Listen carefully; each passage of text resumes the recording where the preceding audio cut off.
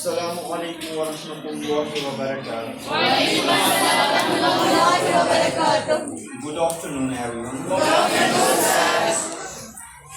Today, by the grace of Almighty Allah, we are going to learn the fourth form of the past tense, that's called the past perfect continuous tense.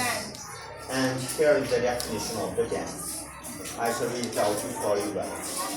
This tense is used to describe an action that had not been completed in the past before another action started. I repeat, we use this tense in order to talk about an action that had not been completed in the past but was going on before another action started.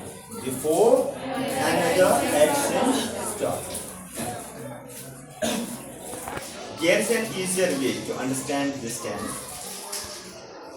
If some action had been continuing or going on, if some action had been continuing or going on during some period of time in the past, that action can be expressed or described better using the past perfect continuous tense.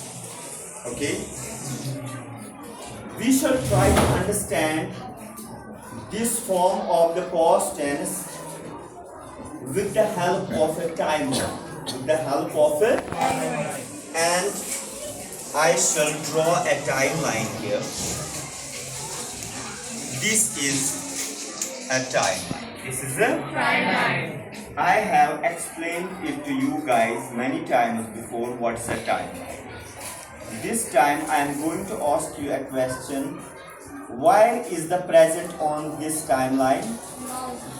At the midpoint. At the midpoint of this timeline we have now. This is now. Now implies present. Okay? This side of the timeline expresses all those times that belong to past. So these axes denote various past times. Various past times. If some action started in the past, let me make it very simple for you guys to understand. If some action started in the past, then continue. That very action can be described using the present perfect continuous tense. Let us imagine if some action started from this point and continued to this point. If some action started from this time, okay, and continued to is termed as the past perfect continuous tense. I repeat, if some action started from this time and continued to this time, that action can be expressed using the past perfect continuous tense. It implies the action was going on during this period of time. This period of time. Is clear up here? Now.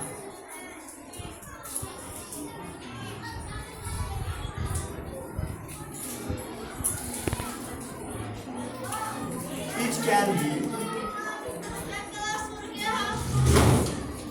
indicated in Urdu as. Now one more question arises here as how shall we be able to identify this tense in Urdu? What were the Urdu endings of the past continuous tense? Ra, tha, rahi, thi. Same are the Urdu endings of this tense also, with a difference. That will be evident from the examples I am going to cite of it. In Urdu,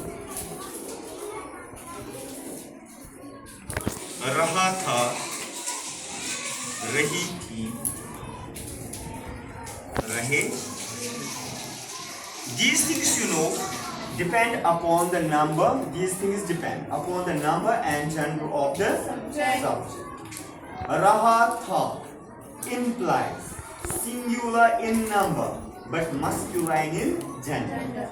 Rahi thi implies singular in number but feminine in gender. And rahe the implies, it indicates more than one, means plural in number, but the gender of the subject is not defined. Am I clear to you? Any problems? No, sir. Now, we are confronted with a problem as how can we translate such sentences into English. And for that purpose, we have got a sentence structure, or simply you may call that as a formula. And when you apply that formula, it will help you to make thousands and thousands of sentences on your own, depends upon your vocabulary form. Okay?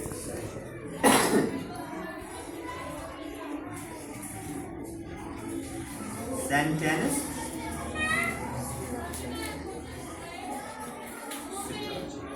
it is subject had been at plus in form of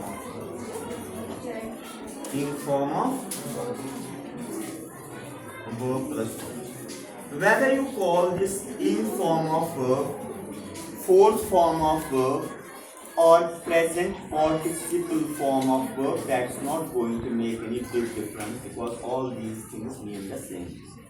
Okay? Subject had been in form of verb plus object. If you try to memorize this formula, once you are able to memorize it, you can make as many sentences as you want without seeking the help of your teacher or any guide. Okay? Now let us apply this formula. Tell me any subject. Yeah? She had been washing. She had been washing clothes. She had been washing clothes since morning.